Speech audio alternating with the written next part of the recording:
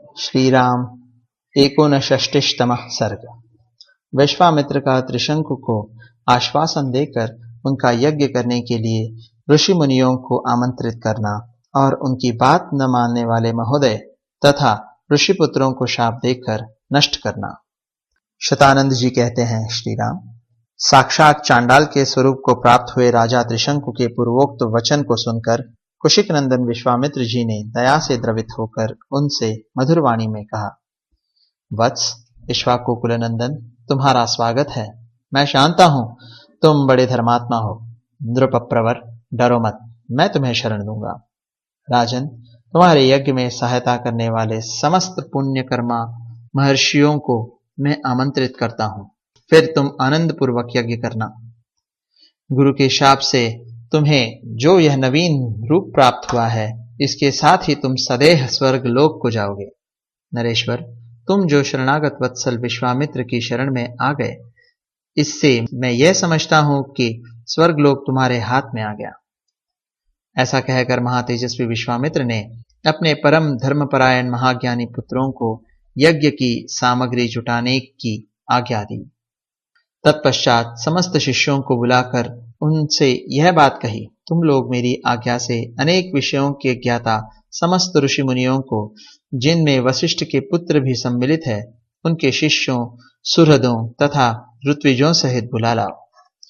जिसे मेरा संदेश देकर बुलाया गया हो वह अथवा दूसरा कोई यदि इस यज्ञ के विषय में कोई अवहेलनापूर्ण बात कहे तो तुम लोग वह सब पूरा पूरा मुझसे आकर कहना। उनकी आज्ञा मानकर सभी शिष्य चारों दिशाओं में चले गए। फिर तो सब देशों से ब्रह्मवादी मुनि आने लगे।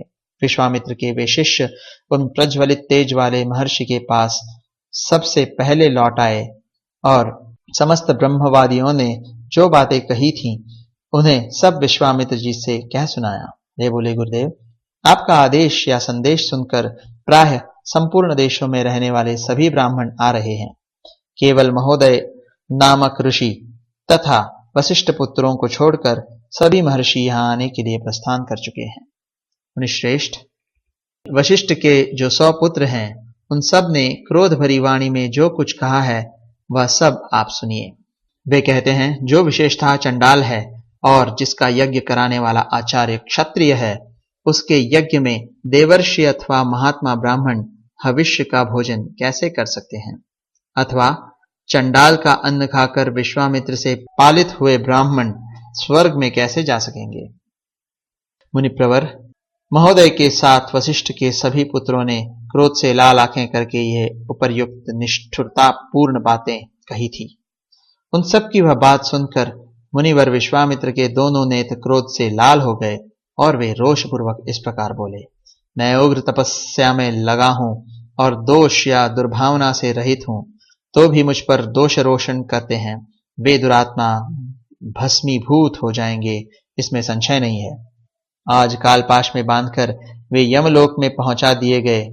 अब ये 700 जन्मों तक मुर्दों की रखवाली करने वाली, निश्चित रूप से कुत्ते का मांस खाने वाली मुष्टिक नामक प्रसिद्ध निर्दय चांडाल जाति में जन्म ग्रहण करें। वे लोग विकृत एवं विरूप होकर इन लोकों में विचरें। साथ ही दुर्बुद्धि महोदय भी, जिसने मुझे दोषहीन को भी दूषित किया है, मेरे क्रोध से दीर्घ काल तक सब लोगों में निंदित, दूसरे प्राणियों की हिंसा में तत्पर और दयाशून्य निषाद योनि को प्राप्त करके दुर्गति भोगेगा।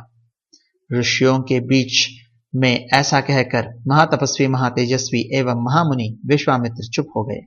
इस प्रकार श्री वाल्मीकि निर्मित आर्ष रामायण आदि काव्य के बालकांड में 59वां सर्ग पूरा हुआ।